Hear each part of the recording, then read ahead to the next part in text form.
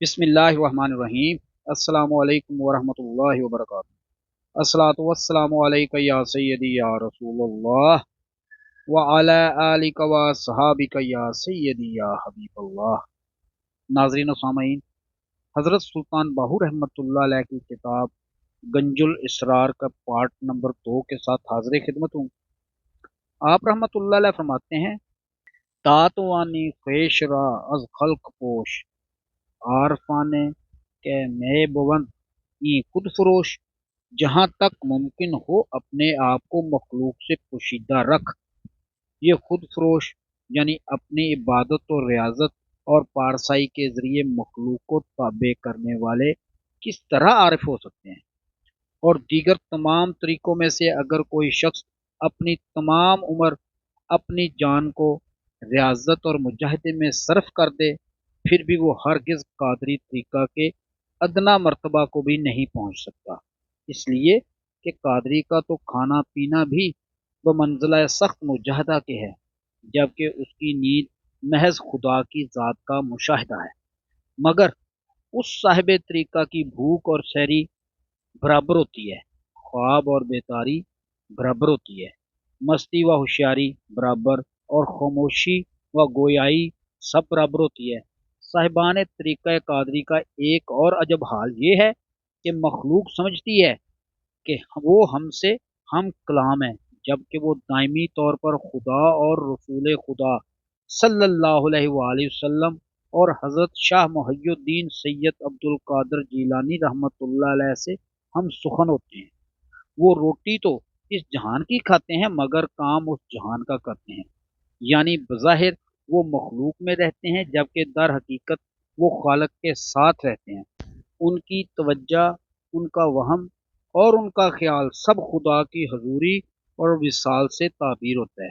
بس اندھی اور پریشان حال مخلوق ان کی حقیقت جاننے اور انہیں پہچاننے سے بالکل قاصر ہے۔ اہل طریقہ قادری دونوں جہانوں پر حاکم و امیر ہوتے ہیں، کیونکہ ان کی بنیاد تصور اسم اللہ ذات ہے، جس کے باعث وہ فنا فی اللہ، اربا اللہ کامل فقیر ہوتے ہیں۔ کیونکہ قادری فقراء اپنی حقیقت کے لحاظ سے پورے جہان میں منفرد ہیں، لہٰذا اس لیے انہیں نر شیر بھی کہتے ہیں، شہنشاہ بھی کہتے ہیں اور صاحبان راز بھی کہتے ہیں۔ اگرچہ طریقہ قادری کے فقراء تصور اسم اللہ ذات میں استغراق کے باعث دیگر کسی اور شغل سے سروکار نہیں رکھتے، تاہم طریقہ قادری کے فقراء کے لیے 3 چیزوں سے اجتناب کرنا واجب ہے۔ ایک، سرود یعنی سما و راگ وغیرہ سے، کہ یہ سراسر نفسانی خواہشات کی طرف کھینچتا ہے، اور کامل قادری فقراء کو سرود کی احتیاج نہیں ہوتی، کیونکہ وہ تصور اسم اللہ ذات کے ذریعے دائمی طور پر ذات خدا بندی میں متوجہ اور مستغرق رہتے ہیں۔ پھر جہاں توجہ اللہ کا معاملہ ہو تو وہاں نفس اور نفسانی خواہشات یعنی سرود و سما کو سما جانے کی کوئی قدرت نہیں، اور طریقہ قادری کے فقراء صاحبان معرفت و کرم ہوتے ہیں، چنانچہ انہیں کرامات، استدراج و سرود وغیرہ سے شرم آتی ہے۔ واضح ہو کہ اکثر لوگ سرود و سما کو روح کی غذا اور دل کی زندگی سمجھتے ہیں، جبکہ حقیقت اس کے بالکل برعکس ہے۔ سرود دل کی زندگی نہیں، بلکہ سرود و سما خدا اور رسول خدا صلی اللہ علیہ وآلہ وسلم سے دوری اور محرومی کا باعث اور سراسر شرمندگی ہے۔ اگرچہ سرود سے کشف القلوب اور کشف القبور تو حاصل ہو جاتا ہے، مگر سرود ہی مجلس محمدی صلی اللہ علیہ وآلہ وسلم اور وصال اللہ حضور سے محروم کرا دیتا ہے۔ یہ کوئی عجب نہیں کہ بظاہر سرود سے ایک آگ پیدا ہو، مگر وہ آگ باطن میں اپنے ہی وجود کو روئی کی مثل جلائے گی، کیونکہ سرود شیطانی نار ہے، اور اس بری شیطانی نار یعنی سرود سے 1000 بار استغفار ہے۔ البتہ قادری فقراء نار شیطانی سے مبرہ ہے، کیونکہ قادری فقراء کو آتش تصور اسم اللہ ذات حاصل ہوتی ہے، جو ان کے لیے انتہائی شوق کا باعث ہے۔ لہٰذا طریقہ قادری کے فقراء پر سرود و راگ سننا مطلق حرام ہے۔ دوسرا دنیا سے اور تیسرا اہل دنیا سے کلی اجتناب کرنا واجب ہے۔ بس جو کوئی اس پر یقین نہیں رکھتا وہ طریقہ قادری میں سے نہیں ہے۔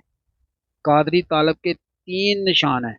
اول یہ کہ تصور اسم اللہ ذات یعنی ذکر اللہ سے اس کا دل غنی ہوتا ہے، وہ صاحب نظر ہوتا ہے اور اس کی نظر میں سونا اور خاک برابر ہوتے ہیں۔ دوم یہ کہ غلام قادری کو اللہ تعالیٰ ایسی قوت عطا کرتا ہے کہ وہ جس کسی کو طلب اللہ کے لیے بلاتا ہے اسے ایک ہی نظر میں معرفت مولا کی ابتدا سے انتہا تک مکمل طور پر پہنچا دیتا ہے۔ بس جو کوئی طریقہ قادری سے حسد کرتا ہے وہ دونوں جہان میں خراب ہوتا ہے۔ سوئم یہ کہ غلام قادری اپنی آنکھوں سے دونوں جہان کا مشاہدہ اور سیر کرتا ہے۔ بس یہ تینوں صفات طریقہ قادری اور مرشد قادری میں ہوتی ہیں۔ لہذا مرشد قادری جس کسی پر کرم و نوازش کرے اسے ایک روز میں خود اپنے مرتبے کے برابر پہنچا دیتا ہے۔ اسی لیے کہ قادری کو صاحب قوت کا خطاب حاصل ہے، اور اگر قادری اس طرح کا نہ ہو تو اسے قادری نہیں کہا جا سکتا۔ البتہ عارف قادری کے لیے تین مزید چیزیں بھی لازم ہیں۔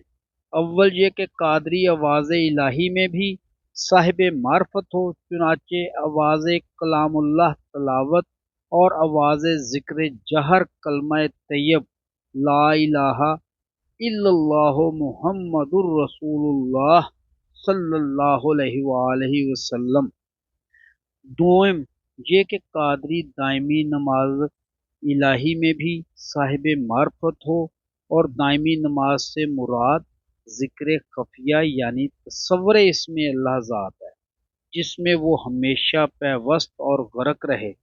سوئم یہ کہ قادری راز الہی میں بھی صاحب معرفت ہو، یعنی وہ مشاہدہ بین حق الیقین صاحب مستی حال ہو، صاحب راز الہی غرق فی النور مجلس محمدی صلی اللہ علیہ وآلہ وسلم میں حضور، خانہ ویران باطن معمور صاحب وصال دائم خاموش صاحب احوال اور احوال لازوال فقر فنا فی اللہ بقا باللہ اولیاء اللہ ہو۔ چنانچہ اللہ تعالیٰ کا ارشاد ہے پارہ نمبر 11 سورہ یونس آیت نمبر 62 میں اللہ تعالیٰ کی ذات ارشاد فرماتی ہے الا ان اولیاء اللہ لا خوف علیہم ولا هم یحزنون، خبردار بے شک اللہ تعالیٰ کے دوستوں کو نہ تو کوئی خوف ہوگا اور نہ ہی وہ غمگین ہوں گے۔ حدیث پاک میں آتا ہے کہ نبی پاک صلی اللہ علیہ وآلہ وسلم نے ارشاد فرمایا اذا اتم الفقر فہو اللہ، جب فقر تمامیت کو پہنچتا ہے تو وہ اللہ ہی ہوتا ہے۔ پارہ نمبر 26 سورہ محمد آیت نمبر 38 میں فرمان خدا ہے واللہ الغنی وانتم الفقراء، اللہ تعالی غنی ہے اور تم اس کے محتاج ہو۔ ایک حدیث پاک میں نبی پاک صلی اللہ علیہ وسلم فرماتے ہیں الفقر لا یحتاج الا الی اللہ، فقراء کو احتیاج باقی نہیں رہتی مگر اپنے رب کی۔ مجھے ان لوگوں پر بڑا تعجب ہے جنہوں نے ففروا الی اللہ یعنی اللہ کی طرف دوڑنے کے حکم کو ففروا من اللہ یعنی اللہ سے دور بھاگنا سمجھ لیا ہے۔ معرفت مولا کی انہیں خبر تک نہیں مگر پھر بھی اپنی گمراہی کے باعث اپنے آپ کو صاحب حضور خیال کرتے ہیں، جبکہ معرفت مولا سے دور تر دور محض کشف و کرامات اور استدراج پر مغرور ہیں۔ طلب دنیا نے انہیں تباہ و برباد کر دیا ہے کہ وہ شب و روز مال و دنیا کی آرزو کے سخت عذاب میں گرفتار ہیں۔ واضح ہو کہ دنیا کسے کہتے ہیں؟ آپ رحمۃ اللہ علیہ فرماتے ہیں آنچ از حق باز دار دنیائے زشت، آنچ باحق میں برد مزرائے بہشت۔ ہر وہ چیز محبت جو تجھے خدا کی طرف جانے سے روکے وہی دنیا ناپاک ہے، اور جو چیز خدا کی طرف لے جانے والی ہو وہ بہشت کی کھیتی ہے۔ آپ رحمۃ اللہ علیہ ایک حدیث پاک نقل فرماتے ہیں، الدنیا مزرعۃ الآخرہ، دنیا آخرت کی کھیتی ہے۔ اسی کا نام ہے کہ جو کچھ اللہ تعالیٰ دے خدا ہی کو لوٹا دے، یعنی فی سبیل اللہ خرچ کرے۔ آپ رحمۃ اللہ علیہ ایک حدیث پاک نقل فرماتے ہیں جس کا ترجمہ یہ ہے کہ پیغمبر صلی اللہ علیہ وآلہ وسلم نے فرمایا، تحقیق تمہارے سامنے ایک گھاٹی ہے جسے سب کسار جنہوں نے بوجھ نہ اٹھایا ہوا ہو، لوگوں کے علاوہ اور کوئی عبور نہیں کر سکے گا۔ ایک شخص نے دریافت کیا، یا رسول اللہ صلی اللہ علیہ وآلہ وسلم، گراں بار لوگوں میں سے سبکسار لوگ کون ہیں؟ پس آپ صلی اللہ علیہ وآلہ وسلم نے فرمایا، کیا تمہارے پاس آج کی روزی ہے؟ اعرابی نے کہا ہاں۔ آپ صلی اللہ علیہ وآلہ وسلم نے پھر پوچھا، کل کی؟ اس نے کہا کل کی بھی ہے۔ آپ صلی اللہ علیہ وسلم نے فرمایا، پرسوں کی؟ اعرابی نے کہا پرسوں کی نہیں۔ پس حضرت صلی اللہ علیہ وآلہ وسلم نے فرمایا، اگر تمہارے پاس پرسوں کی روزی بھی ہوتی تو تم ضرور گراں بار لوگوں میں سے ہوتے۔ پس اے جاننے والے، آگاہ ہو جا کہ طریقہ پاک قادری میں صرف فخر محمدی صلی اللہ علیہ وآلہ وسلم ہے۔ دنیا فضیحت فرعونی نہیں ہے، اور طریقہ قادری میں معرفت الہی کے خزانے ہیں۔ اس میں ریاضت و رنج نہیں ہے۔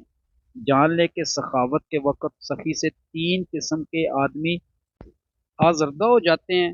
خادمان حضوری میں سے ایک بخیل، اور دوسرے اس کے اہل خانہ میں سے اس کی بیوی جو قہر و غضب اور غصہ کرتی ہے، تیسرے اس کی اولاد جو اس پر موکل اور جاسوس کی طرح مسلط رہتے ہیں۔ آپ رحمۃ اللہ علیہ فرماتے ہیں، باتو گویم بشنو اے جانے عزیز، از حسد بدتر نباشد ہیچ چیز۔ اے جانے عزیز، میری بات خوب غور سے سن کہ حسد سے بڑھ کر بدتر اور کوئی چیز نہیں ہے۔